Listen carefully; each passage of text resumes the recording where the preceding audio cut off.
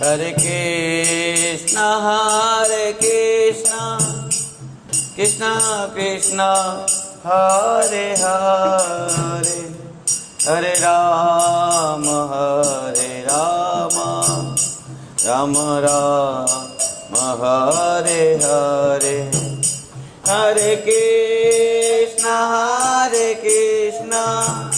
Krishna Krishna, Hare Hare, Hare Rama,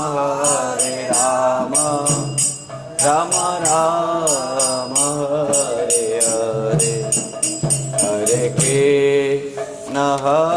Krishna, Krishna Krishna, Hare Hare, Hare Rama, Rama Rama, Hare Hare. Hare Hari Bol.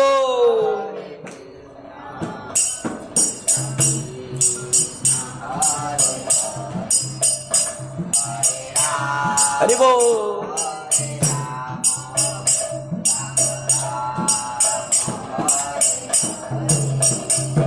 Hare Krishna, Krishna Krishna, Hare Hare, Hare Rama, Rama Rama, Hare Hare. सानू प्रभु गेटा खोल दियो, गेटा खोल दियो.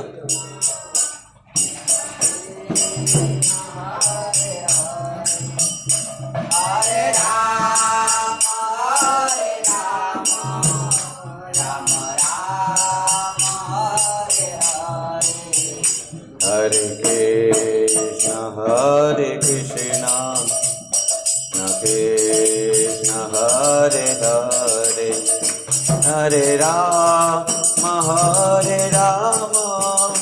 Rama Rama, Hare Hare. Hare Krishna, Krishna Krishna, Hare Hare, Hare Rama, Rama Rama, Hare Hare. Hare Krishna, Krishna Krishna, Hare Hare, Hare Rama, Rama Rama, Hare Hare. Hare Krishna, Krishna Krishna, Hare Hare.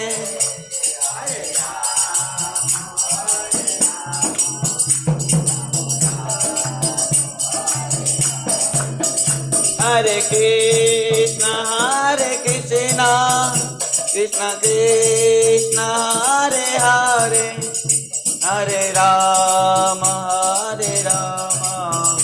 Rama Rama, Hare Hare. Hare Krishna, Krishna Krishna, Hare Hare, Hare Rama, Rama Rama, Hare Hare. Nitai Gaur Hari Bol, Hari Bol, Hari Bol, Hari Bol. Nitai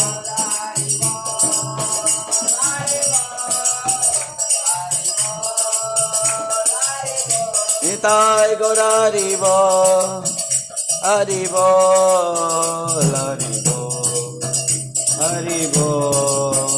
Nitai Gaur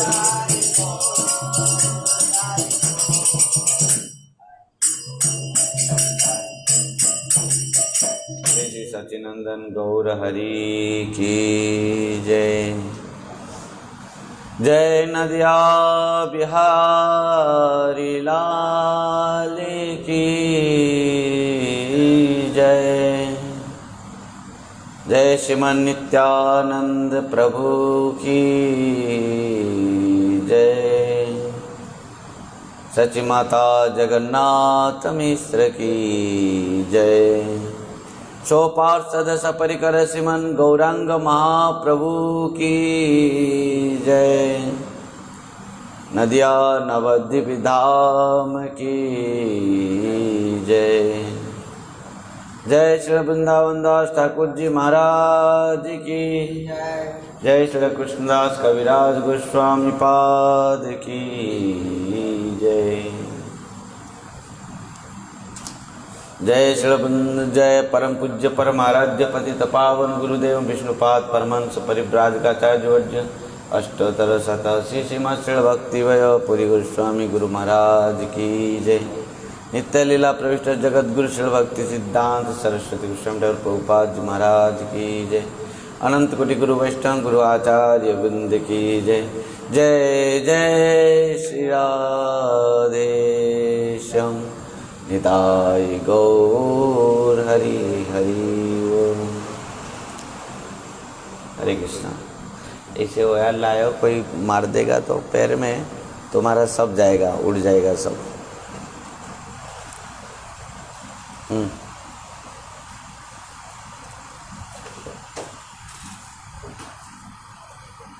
हरे कृष्णा।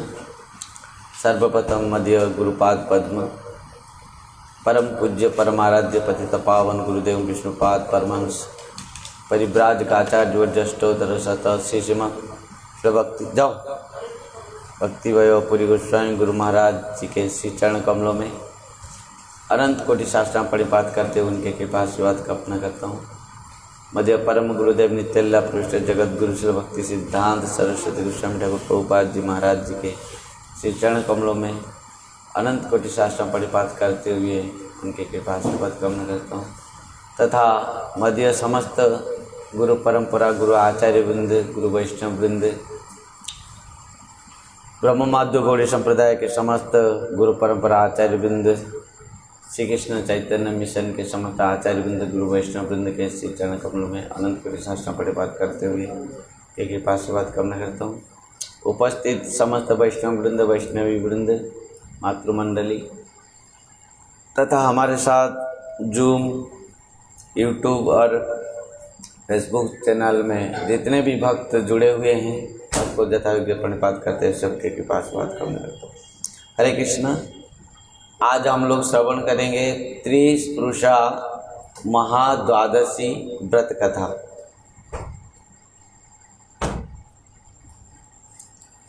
यद्यपि महाप्रभु के शिक्षा हम लोग नित्य श्रवण करते हुए आ रहे हैं, परंतु आज हम लोग श्रवण करेंगे बस बहुत कम समय के लिए त्रिपुरुषा महाद्वादशी व्रत कथा। हरे कृष्ण। हरे कृष्ण। कुर्सी ले आओ तो यहाँ कुर्सी डाल दो। त्रिपुरुषा तुम बैठो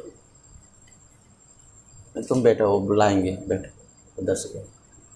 त्रिपुरुषा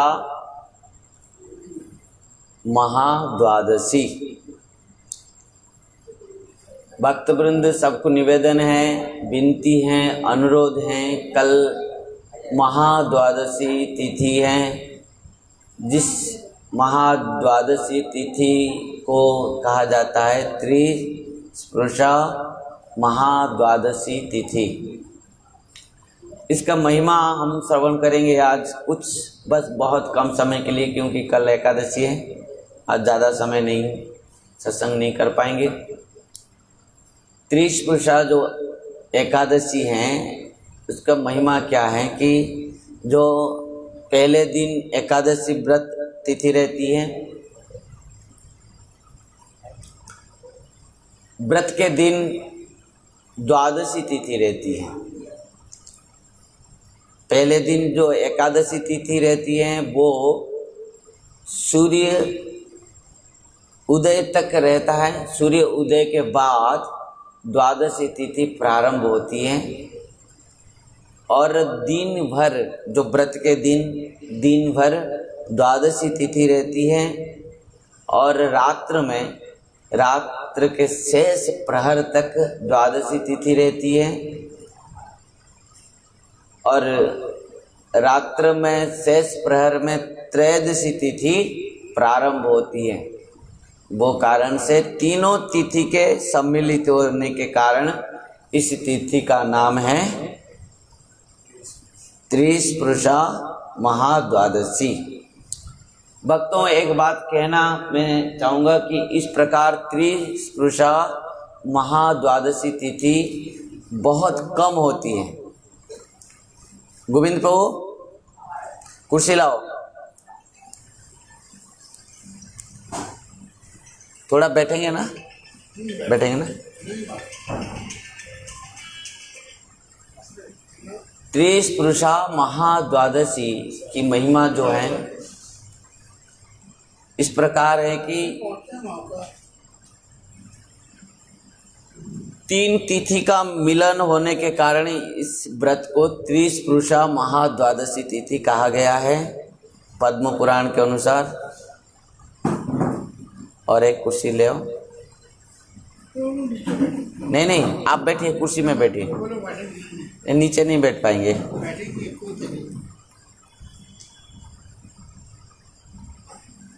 ये जो द्वादशी है ये हर समय नहीं आती ये तिथि, ये बहुत महत्वपूर्ण तिथि है। कल जो एकादशी है, एकादशी प्रकृति में आज एकादशी तिथि है, आज एकादशी तिथि है और कल द्वादशी तिथि है। कल सूर्य उदय तक एकादशी तिथि है, फिर कल सूर्य उदय के बाद द्वादशी तिथि प्रारंभ होती है और दिन भर कल द्वादशी तिथि रहेगी, रात्र में भी रहेगी। रात्र के शेष प्रहर से त्रयोदशी तिथि शुरू होगी। तो ये जो एकादशी तिथि, द्वादशी तिथि और त्रयोदशी तिथि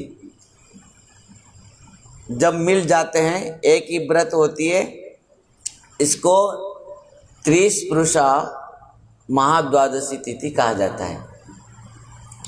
इस प्रकार तीनों तिथि के मिलन में जो व्रत होती है ये प्राय बहुत कम होती है और इसकी महिमा बहुत है, जिसको पद्म पुराण में वर्णन करते हैं।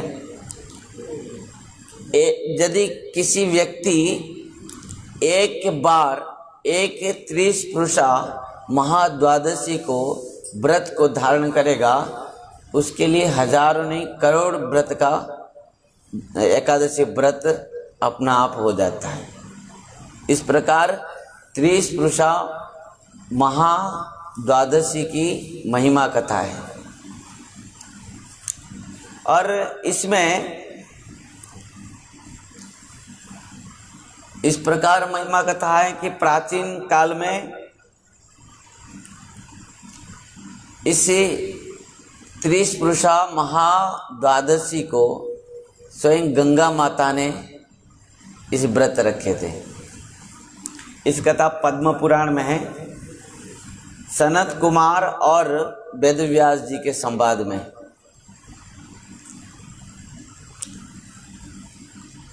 सनत कुमार और वेदव्यास जी महाराज दोनों, सनत कुमार वेदव्यास जी महाराज से कह रहे हैं कि हे ऋषिवर,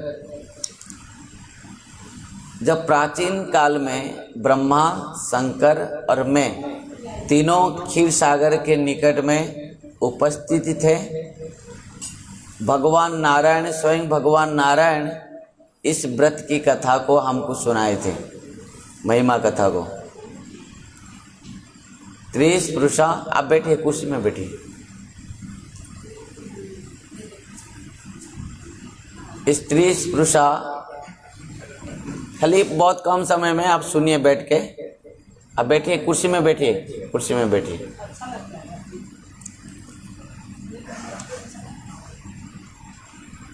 तो इस प्रकार व्रत बहुत कम समय होती है, तिथि जो आती है त्रिस्पृशा महाद्वादशी। कल सबको बार बार विनती है, निश्चित भाव से ये व्रत रखेंगे। कल त्रिस्पृशा महाद्वादशी पहले दिन एकादशी तिथि, और एकादशी आज जैसे एकादशी तिथि है, आज रात भर एकादशी तिथि, सूर्य उदय तक एकादशी तिथि रहती है, और सूर्य उदय होने के बाद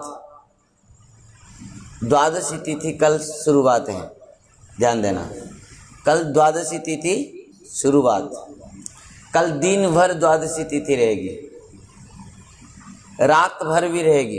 रात्र के शेष प्रहर से त्रयोदशी तिथि शुरुआत होगी। तो 3 तिथि मिले, पहले एकादशी तिथि, दूसरी में द्वादशी तिथि, तीसरी त्रयोदशी तिथि।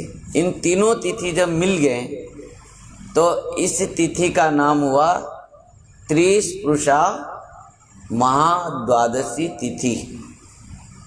अरे इस प्रकार जो त्रिस्पुरुषा महाद्वादशी तिथि ये हर समय नहीं होती है, तो इसमें बहुत, इस प्रकार तिथि में जो व्रत रखता है उसको बहुत फल, जिसको हम वर्णन भी नहीं कर सकते। और ये तिथि इस प्रकार की, कितने भी बड़ा पापी क्यों न हो, सबको पवित्र करने वाली तिथि है। तो इस प्रकार इस तिथि के बारे में पद्म पुराण में वर्णन है। और इस तिथि की महिमा कथा स्वयं भगवान ने सनत कुमार और ब्रह्मा, शंकर, सनत कुमार आदि भक्त वृंद से स्वयं भगवान ने कहा था। इस बात को सनत कुमार साक्षात वेदव्यास जी महाराज को सुना रहे हैं। सनत कुमार वेदव्यास महाराज जी को कह रहे हैं कि हे ऋषिवर, एक बार हम शंकर भगवान और ब्रह्मा के साथ मैं भगवान के निकट में उपस्थित था, तो भगवान ने स्वयं साक्षात इस महिमा कथा को हमको सुनाई। किस प्रकार इस महिमा कथा है कि प्राचीन काल में एक बार साक्षात गंगा देवी, गंगा माता, जाह्नवी माता रोते हुए भगवान के पास आए, और भगवान के पास आते हुए, रोते हुए जब जाह्नवी माता रोने लगी, तब भगवान ने जाह्नवी माता से पूछा कि देवी आप क्यों रो रहे हैं? तो जाह्नवी माता ने कहा कि प्रभु, इस कली युग में लोग इतना पापाचार हो जाएंगे, पाप आचरण करेंगे, ब्रह्म हत्या, गो हत्या आदि सब पाप करेंगे, और पाप आचरण करते हुए आकर स्नान करेंगे, और मैं संपूर्ण भाव से अपवित्र हो जाऊंगी। इन सब पापों से मैं पूर्ण भाव से अपवित्र हो जाऊंगी। आप मुझे कृपा कीजिए, किस प्रकार मैं पवित्र हर समय रहूंगी। तो भगवान ने कहा, देवी बस एक ही उपाय है आप हर समय पवित्र रहने के लिए। तो गंगा माता ने कहा, प्रभु आप मुझे वो उपाय बताइए। भगवान ने कहा कि त्रिस्पुरुषा महाद्वादशी तिथि में आप व्रत रखेंगे, तब आप हर समय पवित्र ही पवित्र रहेंगे। कितना भी अपवित्र आपके पास आ जाए, पर आप अपवित्र नहीं होंगे। कितना भी पापी आकर स्नान करेंगे, परंतु आप अपवित्र नहीं होंगे। इस प्रकार सनत कुमार वेदव्यास जी महाराज को इस बात सुनाते हुए कह रहे हैं कि ऋषिवर, इस प्रकार भगवान ने स्वयं इस बात को कहा है, यदि किसी व्यक्ति इस प्रकार माने त्रिस्पुरुषा महाद्वादशी तिथि में उपवास रखता है, व्रत रखता है, तो वो संपूर्ण पापों से मुक्त होकर, प्रारब्ध कर्मों से मुक्त होकर, पापों और अपवित्र से मुक्त होकर पवित्र हो जाता है, और अंत में भगवत धाम को प्राप्त करता है। इस प्रकार यदि किसी व्यक्ति वाराणसी में, काशी में, प्रयाग में, मृत्यु होता है किसी का और गोमती में स्नान करता है तो उसको मोक्ष प्राप्त होती है। इस प्रकार समस्त शास्त्रों में कहा गया है। यदि किसी व्यक्ति काशी में, वाराणसी में और इस प्रकार सब तीर्थ स्थान में, प्रयाग में यदि मृत्यु होता है किसी का, तब वो मोक्ष को प्राप्त करता है। यदि किसी व्यक्ति गोमती में स्नान करता है, त्रिवेणी में स्नान करता है, तो उसको भी मोक्ष प्राप्त होती है। परंतु एकमात्र त्रिस्पृशा महाद्वादशी तिथि है, जो व्यक्ति इसमें व्रत धारण करता है उसको अनायास में वैकुंठ धाम को प्राप्त होता है। त्रिस्पृशा महाद्वादशी की महिमा इस प्रकार है। भगवान साक्षात इस बात को शंकर भगवान, शिव जी और ब्रह्मा जी और सनत कुमार आदि भक्त वृंद से इस प्रकार कहा कि यदि किसी व्यक्ति करोड़ तीर्थ स्थान में जाकर स्नान करे, लाखों यज्ञ करे, समस्त व्रत को धारण करे, समस्त उपवास करें, कितना भी दान पुण्य करें, समस्त सब कुछ करने के बाद भी यदि वो त्रिस्पृशा महाद्वादशी में व्रत नहीं रखा, एकादशी में व्रत नहीं रखा, तो उन समस्त व्रत, समस्त तीर्थ, समस्त यज्ञ, समस्त हवन वो सब निष्फल हो जाता है। उसमें कुछ प्रकार भी फल प्राप्त नहीं होते। जिस प्रकार बांझ गाय को पालने से, कितना भी खाने के देने से, जिस प्रकार उसका फल क्या होता है, कुछ नहीं मिलता है, ना दूध ना बछड़ा, कुछ नहीं मिलते। उसी प्रकार यदि किसी व्यक्ति एकादशी तिथि में व्रत नहीं रखा है और यदि त्रिस्पृशा महाद्वादशी में व्रत नहीं रखा, वो कितना भी पुण्य करें, कितना भी तीर्थ गमन करें, तीर्थ यात्रा करें, तीर्थ स्नान करें, कुछ भी करें, उसको फल मिलने वाला नहीं। इस बात को पद्म पुराण में यहाँ पर वर्णन है और ये बात साक्षात भगवान कह रहे हैं। किसको? ब्रह्मा, शंकर, सनत कुमार आदि भक्त वृंद को कह रहे हैं। और ये बात साक्षात सनत कुमार वेदव्यास जी को कह रहे हैं। तो ये जो त्रिस्पृशा महाद्वादशी, इस प्रकार 3 जो तिथि हैं, एकादशी, द्वादशी और त्रयोदशी, इन जो 3 तिथि मिले हैं, इस प्रकार तीनों तिथि मिलना बहुत कम समय में होती है। इस प्रकार तिथि सौभाग्य से, जो इस साल हमको ये मिला है, तो हर साल इस प्रकार तीनों तिथि मिलकर जो व्रत त्रिस्पृशा महाद्वादशी व्रत तिथि अवसर सबको प्राप्त नहीं होती है। तो इस तिथि को किसी प्रकार भी हम छोड़ना नहीं चाहिए। किसी अवस्था में भी आबाल वृद्ध वनिता सबको ही व्रत रखना है। कल है त्रिस्पृशा महाद्वादशी तिथि, परंतु एकादशी के नाम के अनुसार इस एकादशी के नाम भी मोहिनी एकादशी, जो 24 एकादशी हैं, वो 24 एकादशी का जो नाम एक एक करके हर एकादशी व्रत के नाम है, तो वो नाम के अनुसार इस एकादशी का नाम है मोहिनी एकादशी। परंतु तीनों तिथि मिलने के कारण एकादशी के तिथि में व्रत नहीं रखा जाता है और वो व्रत को त्रयोदशी, द्वादशी और एकादशी, ये तीनों तिथि को मिलने के बाद, कौन प्रश्न किया था? हाँ, उस नाम निकालो, बोलो उनको। तो इस प्रकार एक प्रश्न आया था हमारे पास,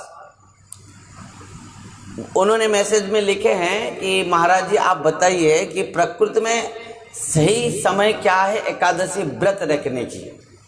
देखिए इस प्रकार आप लोग देखे होंगे कि जहाँ पर भी लिखा है, लिस्ट है, हमारे एकादशी व्रत रखो, सब पंजिका में, शास्त्रों में सब लिखा है। तो 2 प्रकार के एकादशी व्रत होती है, तिथि होती है, एक स्मार्त मत में, एक वैष्णव मत में। स्मार्त मत क्या है और वैष्णव मत क्या है, वो शायद वो भक्त लिखे हैं कि प्रकृति में मुझे पता नहीं चल रहा है कि मैं किस प्रकार व्रत रखूं, किस तिथि में रखूं, किस समय में रखूं, है ना, ऐसा है ना, निकालो। भक्तों, प्रकृति में 2 प्रकार के तिथि हैं, एक स्मार्थवादी में है, एक वैष्णव मत में है। स्मार्त मत में जो होती है तिथि किस प्रकार, उसको पहले हम समझें। स्मार्त मत में इस प्रकार तिथि होती है कि पहले दिन दशमी तिथि, दूसरे दिन एकादशी तिथि और तीसरे दिन पल्लो।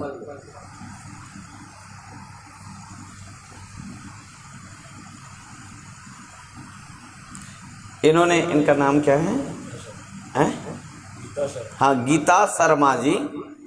इन्होंने लिखे हैं कि कृपा पूर्वक आप महाराज जी आप बताइए, सही से बताइए, देते हैं कि वैसे व्रत कब से शुरू करके कब खत्म करते हैं, माने किस प्रकार मुहूर्त से हम माने व्रत शुरू करेंगे, किस प्रकार मुहूर्त में हम व्रत को, हाँ, उसको माने पारण करेंगे,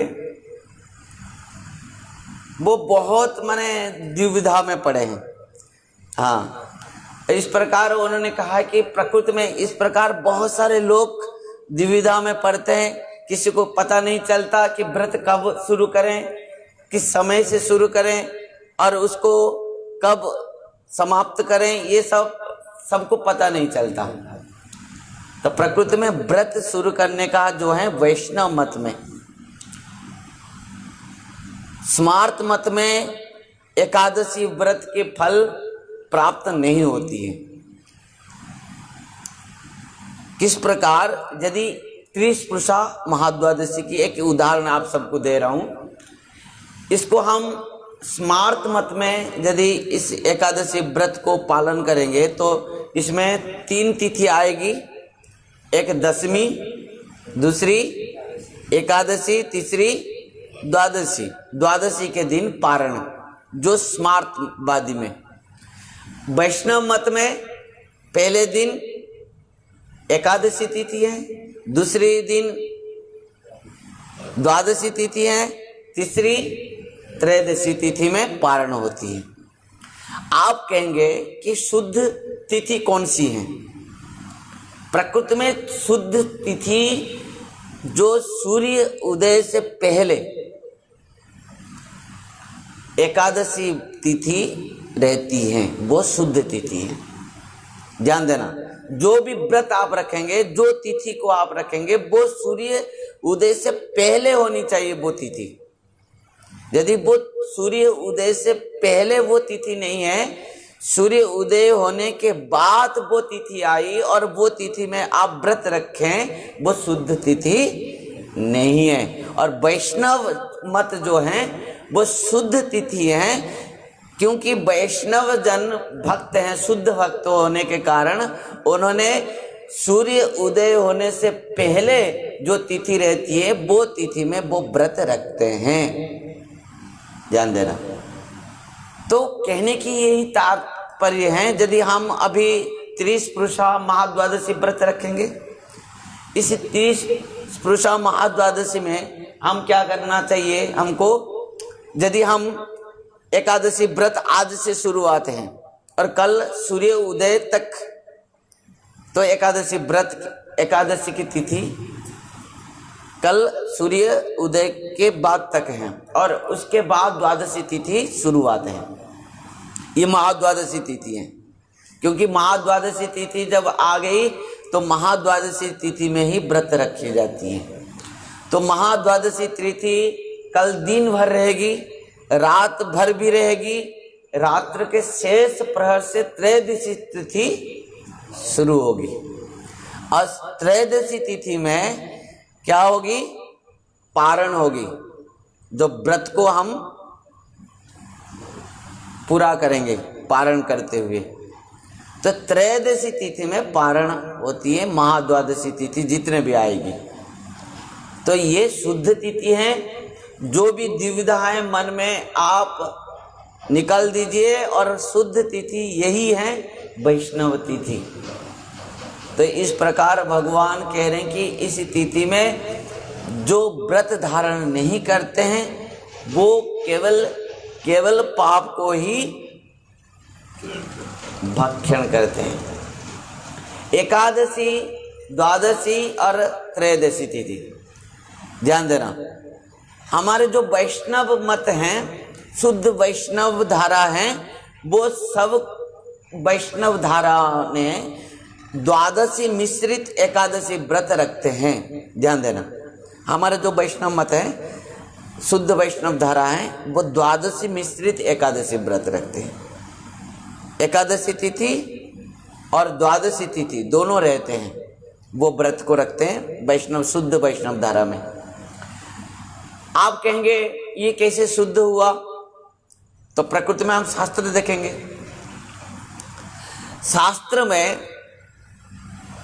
जितने भी वैष्णव आचार्यों ने व्रत रखे हैं, भक्तों ने व्रत रखे हैं, महाद्वादशी, द्वादशी मिश्रित एकादशी व्रत है। यद्यपि एकादशी व्रत कहा जाता है, परंतु शुद्ध वैष्णव धारा में द्वादशी को ही ज्यादा मानते हैं। जो द्वादशी तिथि, जो एकादशी तिथि के अंदर में रहती है, वो तिथि को शुद्ध माना जाता है। वो एक उदाहरण आपको दूंगा। नवम स्कंद श्रीमद् भागवतम में जब अम्बरीश महाराज जी की कथा आती है, तब अम्बरीश जी महाराज जी ने जब व्रत रखे हैं, वहाँ पर श्रीमद् भागवतम में इस प्रकार वेदव्यास जी महाराज जी ने लिखे हैं कि अम्बरीश जी महाराज जाकर वृंदावन में, मधुवन में रहते हुए कालिंदी में, यमुना में स्नान किए और द्वादशी, महाद्वादशी, द्वादशी मिश्रित एकादशी व्रत रखे। स्पष्ट भाव से लिखा गया है। वहां पर केवल एकादशी व्रत नहीं लिखा गया है, वहां पर लिखा गया कि द्वादशी, महाद्वादशी व्रत रखे। मतलब वो केवल एकादशी तिथि में व्रत नहीं रखे हैं, माने द्वादशी मिश्रित एकादशी व्रत रखे हैं। वो कारण से प्रत्येक जितने भी भक्त सिद्ध हुए हैं, भगवत प्राप्त किए हैं, सब कोई द्वादशी तिथि को ही महत्व दिए हैं। और द्वादशी मिश्रित जो एकादशी हैं वो शुद्ध तिथि हैं। परंतु स्मार्तवादियों ने क्या करते हैं, स्मार्त मत में क्या करते हैं, वो एकादशी दशमी तिथि मिश्रित एकादशी व्रत रखते हैं। मतलब सूर्य उदय से पहले दशमी तिथि थी, सूर्य उदय के बाद एकादशी तिथि शुरू हुई, तो दशमी तिथि मिश्रित एकादशी व्रत उन्होंने रखते हैं स्मार्तवादियों ने।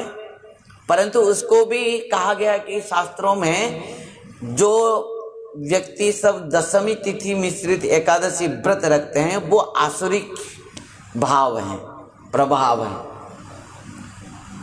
स्वयं भगवान इस बात को पद्म पुराण में कहते हैं, जो एक दशमी मिश्रित, दशमी तिथि मिश्रित एकादशी व्रत रखते हैं वो आसुरिक प्रवृत्ति के लोग रखते हैं। ध्यान देना, उसमें क्या होता है, जो कर्मी होते हैं, ज्ञानी होते हैं, सब माने बहुत प्रकार कामना वासना में संसार में पड़े होते हैं, उनको धन चाहिए, पुत्र चाहिए, ऐश्वर्य चाहिए। इन लोगों ने क्या करते हैं ना, दशमी तिथि मिश्रित एकादशी व्रत को रखते हैं। और इसमें क्या होता है, भगवान स्वयं कह रहे हैं कि इसमें क्या होता है, इसमें किसी प्रकार भी प्रकृति जो एकादशी के फल हैं, व्रत के जो फल है, भगवत प्राप्ति, एकादशी व्रत के जो फल हैं, आनंद, कृष्ण प्रेम प्राप्ति, भगवत प्राप्ति, कृष्ण प्राप्ति, ये सब नहीं मिलता। केवल संसार वैभव मिलता है, संसार के विभिन्न ऐश्वर्य मिलता है, और ये जो वैभव ऐश्वर्य धन संपत्ति ये सब माने क्या है, सब समय के लिए नहीं होता। और उसका उदाहरण एक है कौरव। जो कौरव 100 भाई है ना, दुर्योधन आदि कौरव 100 भाई हैं, इन्होंने दशमी मिश्रित एकादशी व्रत रखे थे। यद्यपि उनको संपूर्ण साम्राज्य मिला, वैभव मिल गई, परंतु वो सब हर समय के लिए उनको प्राप्त नहीं हुआ। उनका वंश भी नष्ट हो गया। परंतु पांडवों ने, ध्यान देना, परंतु पांडवों ने एकादशी मिश्रित द्वादशी मिश्रित जो एकादशी व्रत रखे, हर समय भगवत प्राप्त किए उन्होंने। और पांडवों के अंदर में एक था जिसका नाम क्या था, भीमसेन। भीमसेन क्या, वृकधर। भीमसेन का एक नाम क्या है, वृकधर।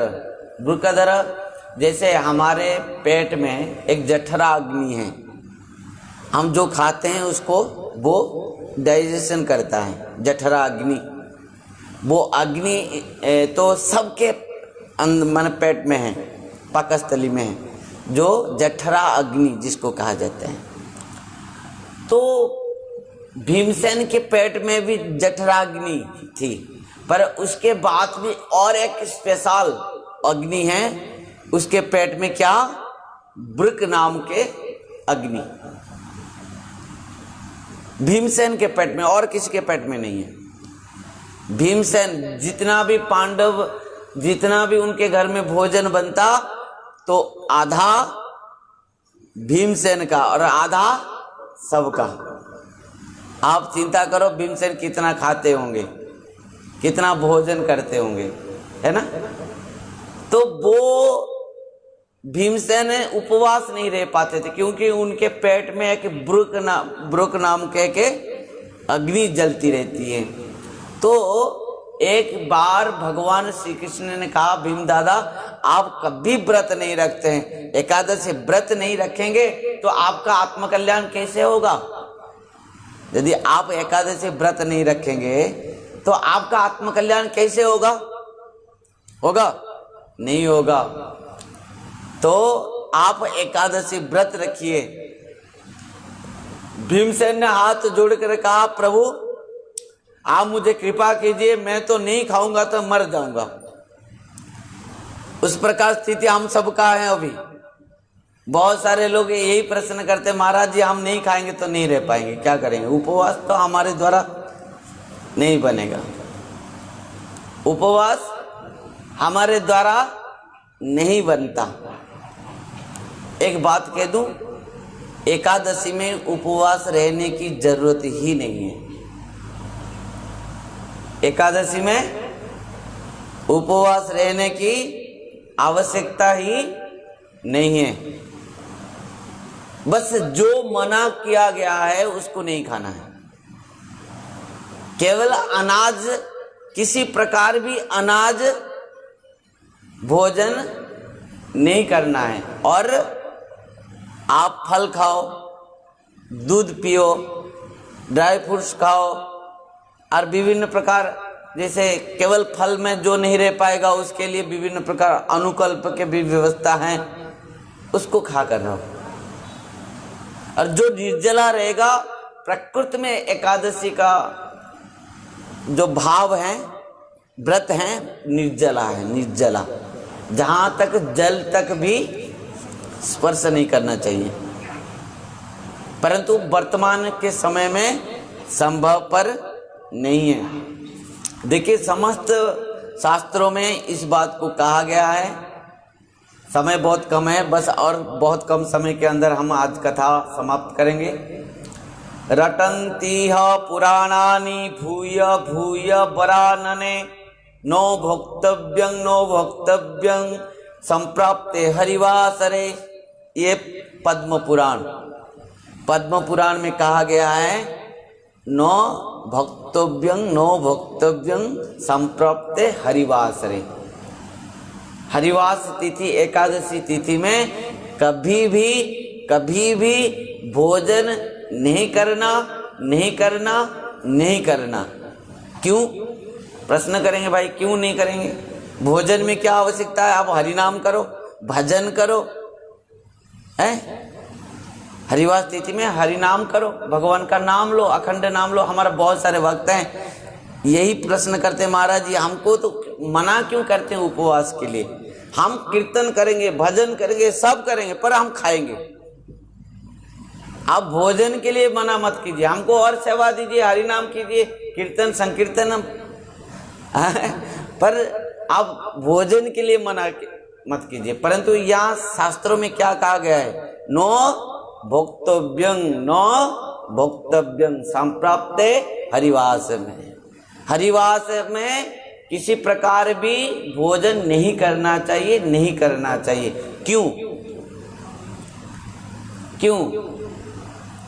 क्योंकि यहाँ पर स्कंद पुराण में एक बहुत सुंदर बात कहा गया है, बृहद नारदीय पुराण में कहा गया है, श्री नारद पुराण में कहा गया है, समस्त अष्टादश पुराण में इस बात को कहा गया है कि ब्रह्म हत्यादि पापानं कथं चिन्निष्कृतिर्भवत् एकादश्यां तो जो भुंक्ते निष्कृति नास्ति कुत्रचित्। ध्यान देना, एकादशी तिथि में क्या होता है? एकादशी तिथि केवल एकादशी के दिन नहीं है, दशमी, एकादशी, द्वादशी, त्रयोदशी, इन चारों तिथि मिलते ही इस व्रत होती है, एकादशी तिथि होती है। तो जो एकादशी व्रत रखते हैं, जिस दिन हम एकादशी व्रत रखते हैं उस दिन क्या होता है? दशमी तिथि रात्र पूरा रहती है, सूर्य उदय से पहले एकादशी तिथि शुरू होती है, तब जाकर शुद्ध तिथि है। जो प्रश्न था ना कि शुद्ध तिथि शुरुआत कहाँ से करें हम एकादशी व्रत की, बहुत लोग द्विधा में पड़ते हैं कि एकादशी व्रत हम कहाँ से शुरू करें, कब से शुरू करें, किस समय से शुरू करें।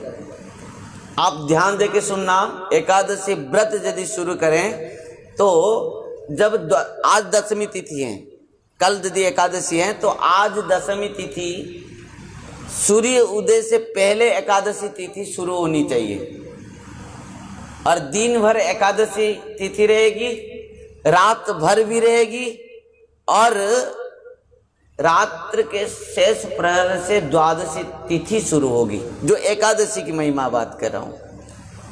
और वो एक शुद्ध तिथि है और द्वादशी में पारण होती है। परंतु जब महाद्वादशी तिथि आती है, महाद्वादशी तिथि, तो क्या होता है कि पहले दिन एकादशी तिथि रहती है सूर्य उदय तक, सूर्य उदय से पहले द्वादशी तिथि प्रारंभ होती है, और दिन भर द्वादशी तिथि रहती है, रात भर भी, रात्र के शेष प्रहर से त्रयोदशी तिथि शुरू होती है, और पारण समय जो व्रत उद्यापन करते हैं, पारण समय त्रयोदशी तिथि में होती है, जो महाद्वादशी है। तो यहाँ पर बृहद नारदीय पुराण में कहा गया कि ब्रह्म हत्यादि पापानं, ये समस्त हरिवास तिथि में, एकादशी तिथि में, द्वादशी तिथि में क्या होता है? ब्रह्म हत्यादि समस्त पाप के दोष इस समस्त अनाज में लग जाते हैं, समस्त पाप अनाज में निवास करते हैं। तो केवल तो अनाज ही मना किया गया ना, और तो कुछ नहीं। यदि आपको कभी बुखार आ जाए, आपके शरीर अस्वस्थ हो जाए, क्या खाते हैं आप? अन्न खाते हैं, पूड़ी खाते हैं, उस दिन क्या खाते हैं? कुछ ना कुछ हल्का से खा लेते हैं, पा लेते हैं कुछ, है कि नहीं? फिर तो दिन बिता लेते हैं, है कि नहीं? तो उस प्रकार आप समझ लेंगे कि आज मुझे राधे राधे भगवान के चरण में समर्पित हो जाना, और आपको खाना है, फ्रूट्स खाओ, दूध पियो, है कि नहीं? फल आहार करो, दही दूध पियो, इसको तो खाकर आप रह पाएंगे, काजू किशमिश बादाम पिस्ता ये सब खा के, इसमें तो प्रोटीन है। और अन्न में क्या है, रोटी में क्या है कि नहीं? तो इस सब को खाकर आप रह सकते हैं। बस इसीलिए कहा गया कि उस दिन समस्त अनाज में क्या है, समस्त प्रकार पाप निवास करते हैं, पाप निवास करते हैं, महापाप।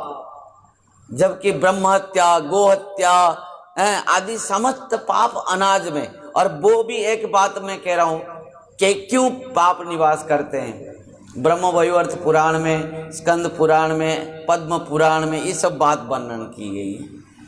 एक बार क्या हुआ, भगवान ने जब सुंदर सृष्टि किया तो ये संसार को चलाने के लिए पाप पुरुष का सृष्टि किया प्रभु ने। जितने प्रकार पाप हैं उसका एक पुरुष बनाया। वो पुरुष जब जन्म लिया, समस्त पापों का एक पुरुष जन्म लिया। उन्होंने इस संसार के समस्त जीवों के ऊपर शासन किया। और जब पाप पुरुष का शासन चला तो समस्त जीव क्या हुआ, पाप करते हुए कहाँ गए, नरक। जो 28 नरक के बारे में वर्णन है, दक्षिणी दिशा में नरक हैं। तो जब समस्त जीव नरक जाने लगे और नरक में जो इतना कष्ट है, इतना क्लेश, इतना दुख पाए, सब चिल्लाने लगे, तब भगवान और सहन नहीं कर पाए, क्योंकि भगवान अत्यंत दयालु हैं, कृपालु हैं। तो भगवान ने जाकर नरक में पहुंचे, जमालय में। नरक में भगवान ने जब देखा कि जीव कितना कष्ट पा रहे, तो भगवान साक्षात एकादशी के रूप पर प्रकट हुए। भगवान के हृदय में एक कृपा जागृत होने लगी और कृपा से वो एक देवी सृष्टि हो गई। वो देवी का नाम हुआ एकादशी देवी। वो एकादशी तिथि साक्षात भगवत तिथि है, भगवान की तिथि है। माधव तिथि भक्ति जननी जतने पालन करी। ये जो माधव तिथि है, एकादशी तिथि क्या है, माधव तिथि। एकादशी तिथि भगवान की तिथि है। जिस प्रकार आप विभिन्न देवा देवियों की पूजा करते हैं ना, उनके तिथि में, है कि नहीं? सोमवार में किसके पूजा करते हैं, मंगलवार में किसके पूजा करते हैं? तो इस माधव तिथि है एकादशी व्रत की तिथि। ध्यान देना, आप सब चाहते हैं ना, हरे कृष्णा, आप सब चाहते हैं ना कि बस मैं बहुत कम साधन करूं और सब कुछ मुझे मिल जाए। सब कोई चाहते हैं ना, बस कुछ एक साधन करूं और मुझे सब कुछ मिल जाए। बस कुछ बहुत सहज साधन में कुछ करूं और मुझे भगवान मिल जाए। सब कोई चाहता है कि नहीं? कम साधन में बहुत मिल जाए, कम साधन में भगवान मिल जाए, सहज साधन में भगवान मिल जाए। सहज साधन, कम साधन और कुछ नहीं है, वो एकमात्र एकादशी तिथि है, एकादशी व्रत है। ध्यान देना, आप मंगलवार में मंगला माँ के उपवास रखें हैं, सोमवार में शिव जी के उपवास रखें, और रविवार में, एतवार में किसका? हाँ, सूर्य भगवान का। बुधवार में गणेश जी हैं, बाबा पेटू बाबा लड्डू खाते हैं। और गुरुवार में लक्ष्मी माता हैं, और शुक्रवार में संतोषी माता। शनिवार में शनिश्चर बाबा तो है ही, बजरंग वाली हैं, शनि बाबा हैं, ये सब मिले जुले हैं, है कि नहीं? तो इन सब का व्रत रखें, इन सब के व्रत रखें। और तो भी बहुत सारे रह गए, वो भी दुख करेंगे। माता जी या उनके पूजा की, उनके व्रत रखे, हमारे नहीं रखे, तो क्या करेंगे आप जब संतोषी माँ के व्रत रखे हैं, वहां पर चंडी माता भी है, वो कहेगी अरे संतोषी माँ की रखिए तो मेरे व्रत नहीं रखिए हैं। वहां पर मंगला माँ है, चंडी माँ है, दुर्गा माँ है, 33 करोड़ देवा देवी हैं। किसके व्रत रखोगे? हरि बोल। किसके व्रत रखोगे? किसके व्रत रखोगे?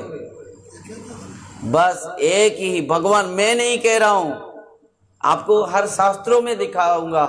एक ही व्रत रखो और निष्ठा के साथ रखो और दिन भर साधु संत का संग करते हुए हरि नाम करो, नाम संकीर्तन करो। रात्र एकादशी तिथि में और एक महिमा कथा है कि रात्र उजागर, रात्र उजागर रह के जो हरि नाम करता है, भगवान की कथा सुनता है, तो उसका अखंड फल है, जिस फल को हम वर्णन नहीं कर सकते। एकादशी द्वादशी तिथि में जो भगवान के पास आकर दीप दान करेगा, दिया जलाएगा, दीप दान करेगा, उसको भी भगवत प्राप्ति है। उपवास रखते हुए जो कथा सुन और भगवान का नाम संकीर्तन करेगा, ये सब अखंड फल हैं। तो इस प्रकार काल के जो तिथि हैं, काल की जो तिथि हैं वो क्या है? त्रिपुरुषा महाद्वादशी तिथि। ये बहुत दुर्लभ है, हर बार नहीं ये तिथि आती है। कभी कभी जो बहुत संजोग से 3 तिथि मिल जाते हैं, एकादशी, द्वादशी, त्रयोदशी, इन 3 तिथि जो मिलते हैं बहुत कम, और इस प्रकार सुअवसर जीवन में बहुत कम आती है। तो कल सब कोई व्रत रखे और आज से शुरुआत है। यदि जो निर्जला व्रत रखना चाहेगा तो आज रात्र में वो भोजन नहीं करेगा। यदि कल निर्जला जो रखना चाहेगा, देखो व्रत कितना प्रकार के हैं। एक है निर्जला, दूसरे प्रकार हैं केवल जल पान करके सजला, तीसरी भाव में केवल फल आहार करेगा सफला, और चतुर्थ में, चौथा में क्या है? अनुकल्प। ये अंत की बात है, जिससे ये सब जो अनुकल्प वाले कौन कौन होते हैं? एक तो छोटे छोटे बालक होते हैं जो उपवास नहीं रह पाते हैं, दूसरे में जो वृद्ध होते हैं जो उपवास नहीं रह पाते हैं, उनके लिए अनुकल्प व्यवस्था है। तीसरी में जो रोगी होते हैं उनके लिए भी, जो बेड रेस्ट में है, रोगी हैं, दवाई ले रहे हैं, वो सब नहीं खाने से नहीं बनेगा, तो उन लोगों के लिए अनुकल्प की व्यवस्था है।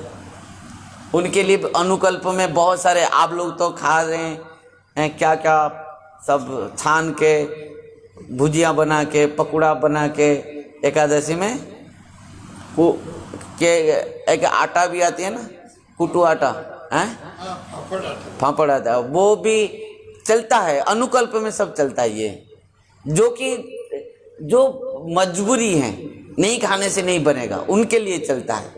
परंतु जो सामर्थ्यवान है वो केवल फल खा कर रहना ही शुद्ध है। केवल फल खाकर रहना, दूध पीकर रहना, ये शुद्ध है। यदि किसी व्यक्ति दूध और फल खाकर व्रत किया तो सबसे बढ़िया है वर्तमान समय के लिए। दूध पियो और फल खाओ। अरे यदि निर्जला कर पाए तो उससे और तो महिमा और कुछ नहीं कहा जा सकता। यदि केवल एक बार जल पीकर रह गया तो भी बहुत महिमा है। एक बार जल पीना, एक बार फल आहार करना, नहीं तो एक बार जल पीना, नहीं तो निर्जला करना। फल आहार तक तो हमारे लिए सबको अनुमति है कि फल आहार करो, जल पियो, फल आहार करो। यदि जो संपूर्ण भाव से असमर्थ हैं, रोगी हैं और वृद्ध हैं, जराग्रस्त हैं, बालक हैं, उन लोग के लिए अनुकल्प की व्यवस्था है। परंतु अनाज नहीं, किसी प्रकार भी अनाज किसी व्यक्ति को भी ग्रहण नहीं करना चाहिए, चाहे वो कितना भी वृद्ध हो, चाहे वो कितना भी छोटा बालक हो, चाहे वो कितना भी। और एक बात, यदि आपके घर में श्राद्ध एकादशी तिथि है और आपके श्राद्ध किसी पितृ पुरुषों का श्राद्ध है, तो क्या करेंगे आप?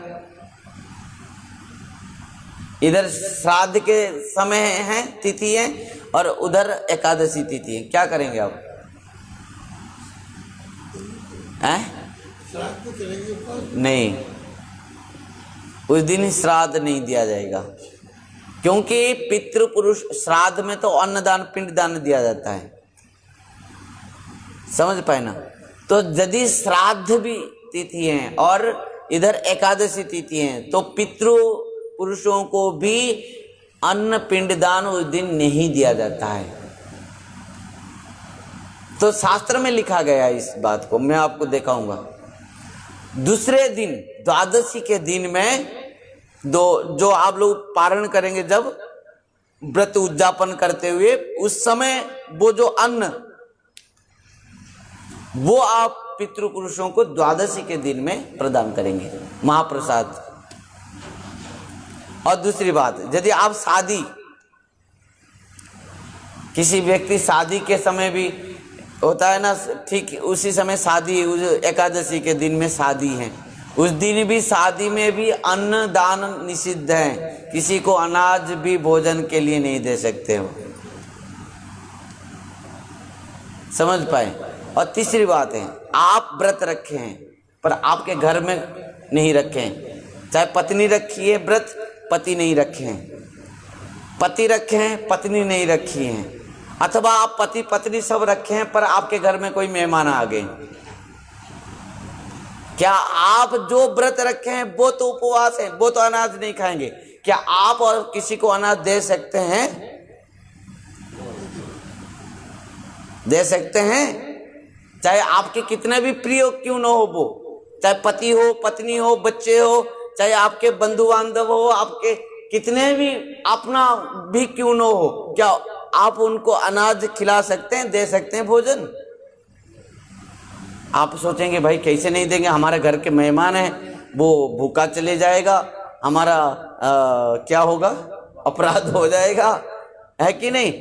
हम सोच रहे हैं, परंतु ध्यान देना, ब्रह्म वैवर्त पुराण में इस प्रकार लिखा गया है, यदि आप एकादशी व्रत में, यदि आप एकादशी व्रत में स्वयं उपवास रखते हुए किसी को भी भोजन कराया, तो आप वो पाप के भागी आप भी होंगे, चाहे आप व्रत रखें। आप व्रत रखें फिर भी आप भी भागी होंगे, आपको महारौरव नरक जाना पड़ेगा।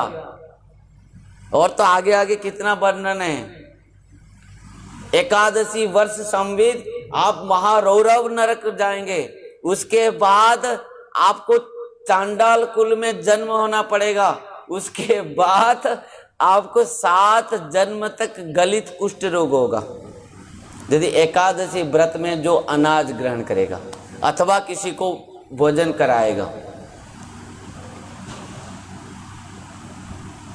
तो एकादशी व्रत में कोई मर भी जाए, कथा भी है, समय नहीं है, एक सुंदर कथा भी है, कल हम इसको श्रवण करेंगे। एक राजा थे, उन्होंने इस प्रकार आदेश देते थे, एकादशी के दिन में कोई भी भोजन नहीं कर सकता मेरे राज्य में, जो करेगा उसको मृत्यु दंड। उसका दामाद आया उनके घर में, पर वो उपवास नहीं रख पाया, रात्र में मर गया, उपवास नहीं रख पाया, उपवास रखा, रात अंत रात्र में शेष प्रहर में वो उसका मृत्यु हुई, और मृत्यु के बाद वो चतुर्भुज धारण करते हुए भगवत धाम को प्राप्त की। तो लोग कहते हैं भाई हम मर जाएंगे एकादशी में, आप मर जाना तो अच्छा है, यदि एकादशी में कोई मर गया उससे अच्छा और कहाँ समय है मरने का, मरना तो सबको है, आज नहीं तो कल है। और एकादशी में कोई मर गया वो तो डायरेक्ट भगवत धाम, और उसके लिए और कहीं जाना ही नहीं, भगवत धाम ही जाएगा वो है। जो भगवान कहते हैं न तद भाषेते सूर्य न शशांक न पावक जदगत्वा न निवर्तन्ते तद्धामं परमं मम, वो धाम को वो जाएगा, समझ पाए। तो सबको मेरा विनती है कि आप सब निश्चित भाव से कल एकादशी व्रत रखेंगे और आप केवल नहीं, आपके सब परिवार के साथ आप व्रत रखेंगे। आपको छोटे छोटे बच्चों से लेके वृद्ध तक सब रखेंगे और केवल अनाज ग्रहण नहीं करेंगे, आप अनुकल्प का भी व्यवस्था आप ग्रहण करेंगे और दिन भर भगवान का नाम कीर्तन संकीर्तन जपा, भगवान की कथा श्रवण, साधु संत का माने संग और भगवान का दर्शन आरती दर्शन आदि करते हुए रात्र उजागर करेंगे। भगवान के पास दीप दान करेंगे, तुलसी महारानी को जल प्रदान करेंगे। इस प्रकार पूरा एकादशी व्रत को पालन करते हुए द्वादशी में साधु संत को माने भोजन कराएंगे, दक्षिणा देंगे और उसके बाद आप पारायण करेंगे। ये है उसका फल है। आप और भी एक बात है, आप एकादशी व्रत करते हुए दूसरे को भी वो फल दे सकते हैं। ये भी विधान है कि यदि आप किसी के लिए एकादशी व्रत रखना चाहेंगे कि मैं एकादशी व्रत रख के मैं उनको फल देना चाहता हूँ, तो आप वो भी शास्त्रों में बताया गया है कि आप और किसी के लिए भी व्रत रख सकते हैं, क्योंकि वो असमर्थ और यदि किसी व्यक्ति असमर्थ हैं उनके लिए आप व्रत भी रख सकते हैं। आपके पति असमर्थ हैं, आप पत्नी भी व्रत रख सकती है पति के लिए, अथवा पत्नी असमर्थ हैं तो पति भी उनके लिए व्रत रख सकते हैं। इस प्रकार किसी भी व्रत को हम रख के, एकादशी व्रत को रख के किसी को भी हम दे के उनको भी हम संपूर्ण फल प्रदान कर सकते हैं। और कल त्रिपुरुषा महाद्वादशी व्रत हैं, तो आप सबको बहुत बहुत शुभकामनाएं हैं त्रिपुरुषा महाद्वादशी व्रत उपलक्ष्य में। आज वर्तमान इसी कथा के साथ हम विश्राम देंगे, क्योंकि कल एकादशी है। जल्दी जल्दी सबको प्रसाद पा के विश्राम लेना है। कल सुबह 3 बजे फिर सबको जगना पड़ता है, रात 3 बजे। घर में तो लोग क्या करते हैं कि सुबह 8 बजे 7 बजे, अब देखो हाँ 8 9 10 बजे तक सोते हैं, ध्यान देना। पर देखिए सूर्य उदय से पहले जगना ही ब्रह्म मुहूर्त है। वो समय जब जग जाते हैं ना, वो अमृत बेला कहा जाता है उसको, ध्यान देना। हमारे प्रकृति में सब कुछ है, प्रकृति में सब कुछ है। भगवान ने प्रकृति में मुफ्त में सब कुछ दिया है। आप रात 3 बजे जग जाइए, स्नान करते हुए आप पूरा घूम के आ जाइए। समस्त परिवेश में अमृत बेला है, वो हवा में भी अमृत है उस समय, और आपको अमृत सब मिल जाएंगे। समझ पाए? उस समय भगवान का दर्शन करो, मंगला आरती दर्शन करो, आपका दिन भर कितना आपको सुंदर लगेगा, आप देखोगे। और रात्र आप लोग सो रहे हैं, बहुत सारे लोग सो रहे हैं 12 बजे 1 बजे 2 बजे, है ना। पर ये सब ठीक नहीं है। रात 10 बजे तक सोना है, 3 बजे तक जगना है। रात्र में 10 बजे तक सोना है और 3 बजे तक जगना है। 3 बजे स्नान करते हुए बस बढ़िया से मंगला आरती। आपके घर में तो भगवान के दरबार होंगे, राम जी के कि कृष्ण जी के दरबार? सबके दरबार हैं। श्री हनुमान जी भी होंगे और सबके दरबार। चूहे भी होंगे, इनके गणेश जी के चूहे बाबा भी होंगे, बहुत सारे। तो सबका दरबार आपके घर में लगे हुए हैं। खाने पीने का व्यवस्था है ना, सब आ जाइए। एक बुढ़िया माता जी थी, वो क्या करती थी, सबको माने 33 करोड़ देवा देवियों से लेकर भगवान कृष्ण तक सबको रखी थी। और वो बुढ़िया माई क्या करती थी, जाके स्नान करके आ जाएगी, मिश्री गुड़ सब भोग लगाएगी, सबके देवताओं के मुंह में लेके चिपकाएगी। खा ले खा ले खा ले खा ले खा ले सबको। जब वो सबको खिलाएगी, खिलाने के बाद सबको पूजा करके निकल के आ जाएगी। फिर याद आए, अरे इनको तो छोड़ दिया, इनको नहीं दिया, फिर उनके मुंह में चिपका देगी। तो उसके बाद चेटा चींटी सब आ जाएंगे, हमला करेंगे, सब चारों तरफ घेर जाएंगे। गुड़ और मिश्री जहाँ पर चेटा चीटी आ जाएंगे। तब उनको पूछे तो अरे मैया ये क्या कर रही है ना, देखो सब देवा देवी आ गए, चेटा चेटी सब आ गए ना, देवा देवी सब आ गए खाने के लिए। तो कुछ भी हो, समस्त जीव के अंदर में तो भगवान है, तो सब जीव को आप सेवा करना ही चाहिए। आप लोग के तो ज्यादा करते हैं, कहीं चेटा चीटी हैं वहां पर भी लेकर आप दाना डालते हैं, मिश्री डालते हैं, शक्कर डालते हैं, है कि नहीं? क्योंकि ये भी एक यज्ञ है, प्रत्येक जीवों को कुछ ना कुछ आहार देना भी एक यज्ञ है। प्रातः में उठ के पशु पक्षी से लेकर मनुष्य तक, गौ माता तक सबको दाना देना एक बहुत बड़ा अन्न यज्ञ है कि नहीं? सबको खिलाओ, सबको प्रेम करो, क्योंकि सबके हृदय में भगवान विराजमान है। और एक बात ध्यान रखना, एकादशी में अनाज खुद नहीं खाना और किसी पशु पक्षियों को भी नहीं देना अनाज उस समय। क्यों? उस समय एक कहानी में कह रहा था ना, भगवान पाप पुरुष बनाए थे, उसको आधा में रख दिया। तो क्या हुआ, भगवान जब देखे एकादशी व्रत बने तो एकादशी में नरक में जाके जितने भी जीव नरक जाते थे, महारौरव नरक, सबको भगवान ने आदेश दिया कि एकादशी व्रत रखो, और यदि महाद्वादशी मिश्रित व्रत तो आई तो बहुत बढ़िया है, तिथि में व्रत रखो। सब जितने भी व्रत रखे सब कोई भगवत धाम गए। तो क्या हुआ कि नरक में और कोई भी नहीं है, सब नरक से बच गए जीव। तो पाप पुरुष जो था ना, भगवान ने एक पाप पुरुष बनाया था, वो पाप पुरुष जाकर भगवान के पास रोने लगा कि प्रभु मुझे क्यों आप बनाया था, मेरे लिए तो कुछ कार्य ही नहीं है, कोई तो और पाप नहीं कर रहा है, सब तो भगवत धाम चले गए मुक्त होकर एकादशी व्रत रखते हुए। भगवान ने कहा तो एक काम करो, तुम्हारे लिए भी स्थान है, क्योंकि भगवान बहुत दयालु है ना।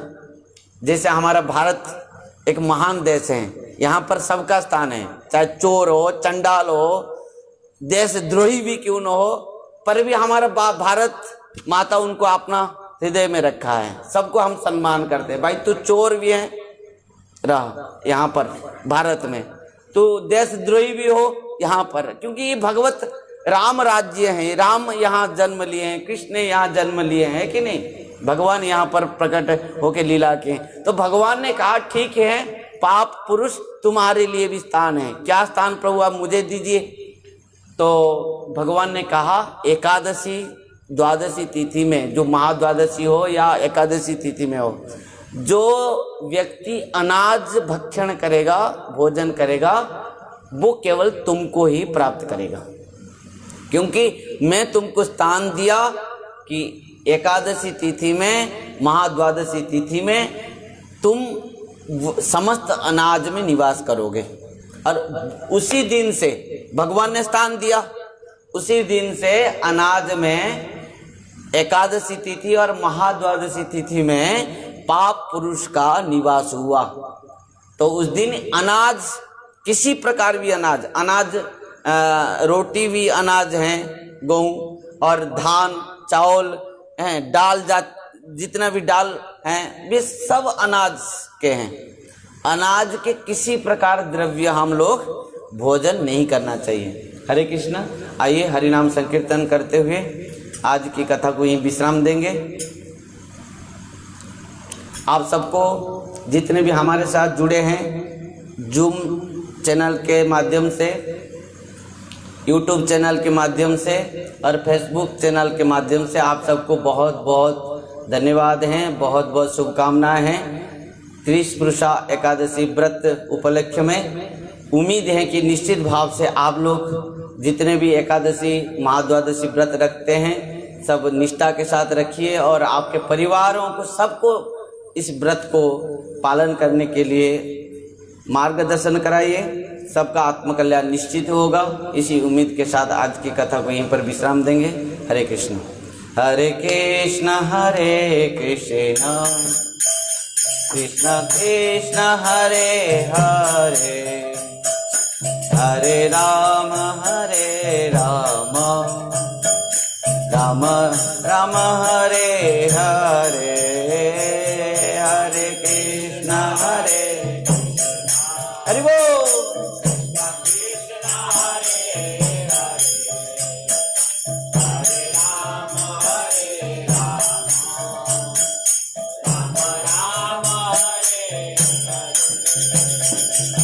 हरे कृष्ण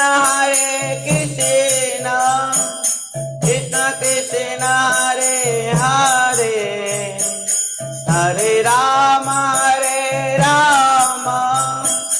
राम राम हरे हरे।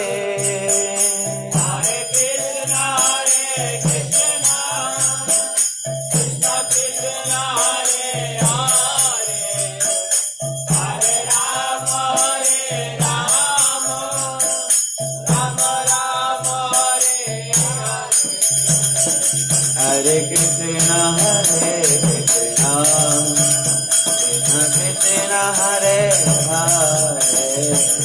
हरे हरे, हरे राम राम राम हरे हरे। हरे कृष्ण हरि बोल।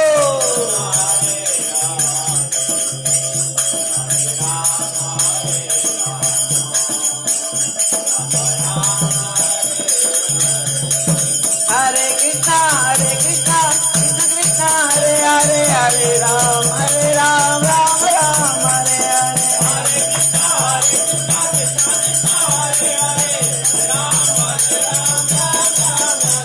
हरे कृष्णा कृष्ण कृष्ण हरे हरे, हरे राम राम राम हरे हरे।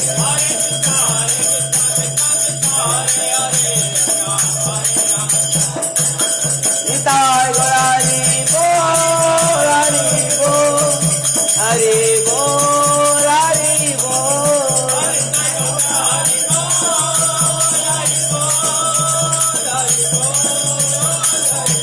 निताय गौरारी बोल हरि बोल, हरि